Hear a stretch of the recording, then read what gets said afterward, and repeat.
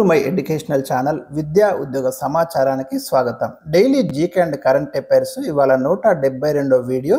మరి మార్చ్ 2025కి సంబంధించి కొన్ని లేటెస్ట్ ఇష్యూస్ ఉన్నాయి. ప్రతిరోజు అయితే మీకు ఈ వీడియోస్ అయితే అందించడం జరుగుతుంది. మ్యాక్సిమం మీకు జనరల్ అవేర్నెస్ కానివ్వండి, జనరల్ స్టడీస్ కానివ్వండి, జనరల్ నాలెడ్జ్ ప్రతిదీ కూడా కవర్ అయ్యేటట్టు ఈ సిరీస్ అయితే ఉంటుందండి. మరి వాట్సాప్ యొక్క లింక్ కూడా మీకు కామెంట్ సెక్షన్లో ఇస్తున్నాను, అక్కడ కూడా మీరు జాయిన్ కాండి. ఇంపార్టెంట్ అప్డేట్స్ ఏమన్నా కూడా అక్కడ పోస్ట్ చేయడం అనేది జరుగుతుంది. మరి ఛానల్ని సబ్స్క్రైబ్ చేసుకోండి. ఈరోజు ఫస్ట్ క్వశ్చన్ చూద్దాం. ఇటీవల నమీబియాకు అధ్యక్షురాలిగా ఎవరు ఎన్నికయ్యారు? రైట్, రీసెంట్గా మనకు ఆఫ్రికా ఖండానికి చెందిన దేశం నమీబియాకు ఫస్ట్ టైం ఒక మహిళ అధ్యక్షురాలిగా ఎన్నికై రికార్డు సృష్టించడం జరిగింది. అందుకే ఇది ఇంపార్టెంట్ క్వశ్చన్ అండి. నెటుంబో నాండి ఎన్డైట్వాహి. ఇక స్వాపో పార్టీ అండి, పొలిటికల్ పార్టీ వచ్చేసి స్వాపో పార్టీ. పొలిటికల్ పార్టీ కూడా అడుగుతాడు ఒక్కొక్కసారి, అది కూడా గుర్తుంచుకోండి. ఇక మీరు ఈ పేరు రేపు కాంపిటేటివ్ ఎగ్జామ్స్లో 4 ఆప్షన్స్ ఇచ్చినప్పుడు మరి ఎట్లా గుర్తుపెట్టుకోవాలి? ఎందుకంటే డిఫరెంట్ నేమ్, ఆఫ్రికన్ నేమ్స్ డిఫరెంట్గా ఉంటాయి. అలాంటప్పుడు మీరు ఒక హింట్ అయితే వాడుకోవచ్చు. ఇక్కడ నా ఉందండి, ఇక్కడ కూడా మీకు చాలాసార్లు నా అనేది రిపీట్ అయింది. అంటే కొంచెం చూసుకోండి, అట్లాంటి అవకాశం వస్తే కొంత ఐడెంటిఫై చేయడానికి అయితే మీకు ఈ హింట్ అనేది నేను ఇవ్వడం అనేది జరిగింది. ఇలాంటివి వాడుకోండి మీరు కాంపిటేటివ్ ఎగ్జామ్స్లో మెమరీ బేస్డ్ క్వశ్చన్స్ ఉన్నప్పుడు. ఇక నమీబియాకు సంబంధించి మీకు క్యాపిటల్ వచ్చేసి విండ్ హాక్, ఇది కూడా గుర్తుంచుకోండి. రాజధాని కాంటినెంట్ ఆఫ్రికా. ఇందాకనే చెప్పిన నమీబియా ప్రధానంగా మనకు యురేనియం వజ్రాల యొక్క ఎగుమతిదారుగా ఉంది. కొంత డిఫెండ్ అవుతుంది ఎక్స్పోర్టింగ్ మీద, అది గుర్తుంచుకోండి. Question number 2. ఇటీవల వార్తల్లోకి వచ్చిన F-35 యుద్ధ విమానాలు ఏ దేశానికి చెందినవి? ఈ F-35 ఫైటర్ జెట్స్ ఏవైతే ఉన్నాయో ఇవి ఏ దేశానికి చెందినవి? రీసెంట్గా న్యూస్లో చాలా హైలైట్ అవుతున్నాయి ఈ యుద్ధ విమానాలు. మనకు చాలాసార్లు వచ్చింది పేపర్లో కూడా, ఎందుకంటే ఇండియా వీటిని పర్చేజ్ చేయాలని కొంత ప్రెజర్ అయితే జరుగుతుంది. సో ఇక్కడ మీరు 4 ఆప్షన్స్ ఇచ్చాను నేను. Russia, America, France, China. కొంచెం ఈజీగానే ఉంటుంది. మీరైతే ఆన్సర్ గుర్తుకు తెచ్చుకోండి ఒక్కసారి. రైట్ ఆన్సర్ని మీరు ఎక్స్పెక్ట్ చేయండి, అవునో కాదో తర్వాత తెలుసుకోండి. ఇక F-35 యుద్ధ విమానాలు మనకి రైట్ ఆన్సర్ వచ్చేసి ఇక్కడ అమెరికాకు చెందినవండి. F-35 fighter jets.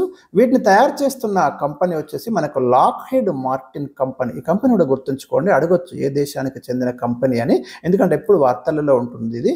వీటిని తయారు చేస్తుంది. ఈ యుద్ధ విమానాలను ఇండియా కొనుగోలు చేయాలి అని అమెరికా సూచిస్తుంది, కానీ ఇంకా భారతదేశం అయితే ఏ నిర్ణయం తీసుకోలేదు. ఓకే, ఇది క్వశ్చన్ నెంబర్ 2గా ఉంది. Question number 3. 2025 మార్చిలో అమెరికాలోని ఏ రాష్ట్రంలోని సెనెట్ హిందువుల పండుగ హోలీని సాంస్కృతిక వేడుకగా గుర్తించింది? రైట్, ఇలాంటి ఎక్కడైనా భారతదేశం యొక్క ఫెస్టివల్స్ కానివ్వండి, లేదా ఇండియన్ నాయకులు ఎవరైనా ఎక్కడైనా ఏ రాష్ట్రంలోని వాళ్ళ యొక్క విగ్రహాలు ప్రతిష్ఠించడము, లేదా హిందువుల పండుగలని ఐడెంటిఫై చేయడము, అట్లా ఉన్నప్పుడు క్వశ్చన్ మనం ఎక్స్పెక్ట్ చేయొచ్చు. గతంలో ఉన్నాయి. ఇక్కడ 4 ఆప్షన్స్ ఉన్నాయి చూడండి మీరు. California, Florida, Texas, Alaska. ఏ రాష్ట్రము హిందువుల పండుగ హోలీని సాంస్కృతిక వేడుక, కల్చరల్ ఫెస్టివల్గా గుర్తించింది? రైట్ ఆప్షన్ అయితే మీరు గెట్ చేయండి. రైట్ ఆన్సర్ వచ్చేసి మీకు ఇక్కడ టెక్సాస్ అండి. 3rd one is the right answer. మీకు ఇక్కడ ఇచ్చాను. ఇప్పటికే మనకు అమెరికాలో హోలీని అధికారికంగా గుర్తించిన రాష్ట్రాలు వచ్చేసి మనకు జార్జియా అండ్ న్యూయార్క్ ఉన్నాయి. ఇది 3rd స్టేట్. ఎక్స్పెక్టెడ్ క్వశ్చన్ కింద పెట్టుకోండి. Question number 4. భారతదేశంలోని ఏ రాష్ట్రం మొట్టమొదటిసారిగా సీనియర్ సిటిజన్ల కోసం ఒక కమిషన్ ఏర్పాటు చేయడానికి చట్టాన్ని రూపొందించింది? రైట్, ఇక్కడ యాక్ట్ అంటున్నాను. ఇండియాలో ఫస్ట్ టైం ఇలాంటి యాక్ట్ మనకి తీసుకొచ్చింది. ఇలాంటి చాలా చాలా ఇంపార్టెంట్ క్వశ్చన్స్ అవుతాయి. ఇక్కడ కూడా 4 ఆప్షన్స్ ఉన్నాయి, మీరు చూడండి. అస్సాం, కర్ణాటక, గోవా, కేరళ. రైట్, క్వశ్చన్ మళ్ళీ చూడండి. భారతదేశంలోని ఏ రాష్ట్రం మొట్టమొదటిసారిగా సీనియర్ సిటిజన్ల కోసం ఒక కమిషన్ ఏర్పాటు చేయడానికి చట్టాన్ని రూపొందించింది? ఇక్కడ రైట్ ఆప్షన్ వచ్చేసి 4 అండి. Kerala is the right answer. Kerala యొక్క ముఖ్యమంత్రి పేరు పినరయి విజయన్. ఇలాంటి క్వశ్చన్స్ ఎక్స్పెక్టెడ్ క్వశ్చన్స్ కింద పెట్టుకోండి. Question number 5.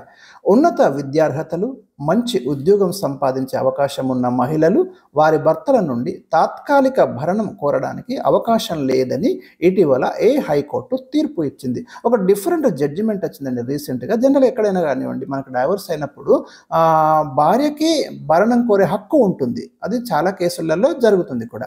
ఇక్కడ మాత్రం ఈ కేసులో మాత్రము హైకోర్టు జడ్జిమెంట్ ఏమిచ్చింది అంటే, ఆల్రెడీ ఎవరైతే అక్కడ విడాకులు తీసుకున్న మహిళ ఒక మంచి క్వాలిఫైడ్ ఉంది, మంచి ఉద్యోగం సంపాదించే అవకాశం ఉంది, కాబట్టి భరణాన్ని కోరే హక్కు లేదు అని ఒక కీలకమైన డిఫరెంట్ జడ్జిమెంట్ వచ్చిందండి.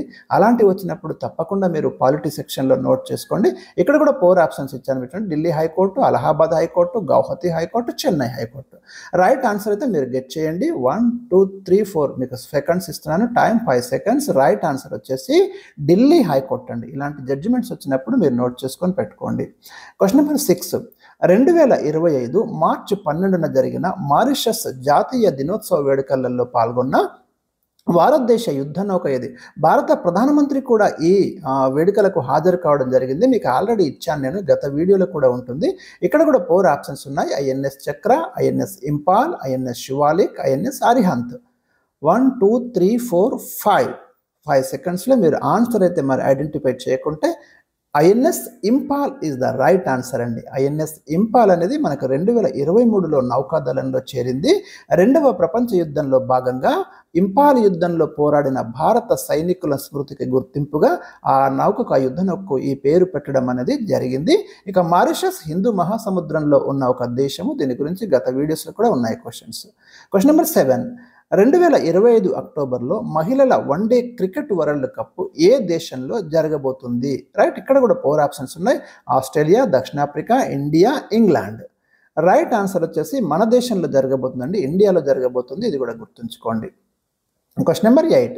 జాతీయ పర్యాటక దినోత్సవం ఏ రోజున జరుపుకుంటారు? నేషనల్ టూరిజం డే ఏ రోజున జరుపుకుంటారనే ప్రశ్న ఇచ్చాను. ఇక్కడ 4 ఆప్షన్స్ ఉన్నాయి. సెప్టెంబర్ 27, డిసెంబర్ 10, జూలై 11, జనవరి 25. రైట్ ఆన్సర్ అయితే మీరు గెట్ చేయండి. 5 4 3 2 1. రైట్ ఆన్సర్ వచ్చేసి మనకి జనవరి 25ను మనము జాతీయ పర్యాటక దినోత్సవంగా సెలబ్రేట్ చేసుకుంటాము. అదే జనవరి 25ను మనము నేషనల్ ఓటర్స్ డేగా కూడా సెలబ్రేట్ చేసుకుంటున్నాము. ఇక ప్రపంచ పర్యాటక దినోత్సవంగా మనం సెప్టెంబర్ 27ను సెలబ్రేట్ చేసుకుంటాము. గుర్తుంచుకోండి, వెరీ ఇంపార్టెంట్. ఇక్కడ ప్రపంచ పర్యాటక దినోత్సవం, జనవరి 25 ఏమో జాతీయ పర్యాటక దినోత్సవం, సెప్టెంబర్ 27 ప్రపంచ పర్యాటక దినోత్సవం, డిసెంబర్ 10 మానవ హక్కుల దినోత్సవం, జూలై 11 ప్రపంచ జనాభా దినోత్సవం. ఇక్కడ ఇచ్చాను 2025 జాతీయ పర్యాటక దినోత్సవం యొక్క థీమ్ వచ్చేసి మనకి టూరిజం ఫర్ ఇన్క్లూజివ్ గ్రోత్. జాతీయ పర్యాటక దినోత్సవం ఇది, దీని యొక్క థీమ్, ప్రపంచంది కాదు. Question number 9.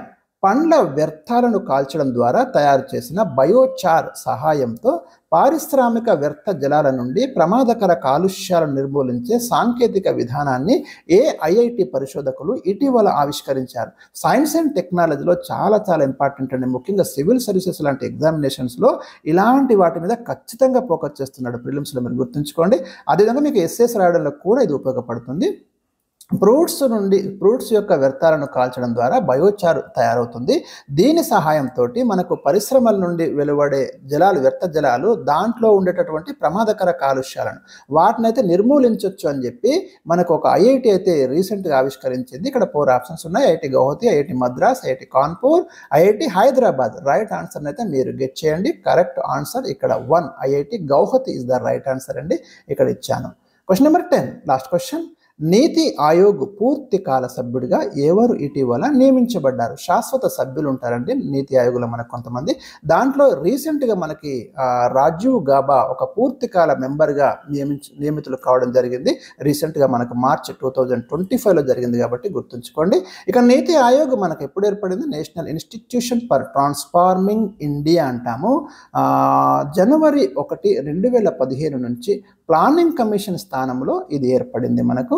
ఇక్కడ చైర్మన్ వచ్చేసి మనకు ప్రైమ్ మినిస్టర్ ఉంటారు. వైస్ చైర్మన్ అయితే ప్రజెంట్ సుమన్ బేరీ ఉన్నారు. సిఇఓ బివిఆర్ సుబ్రహ్మణ్యన్ ఉన్నారు. ఇది కూడా ఇచ్చాను మీకు కరెంట్ అఫైర్స్లో, గుర్తుంచుకోండి.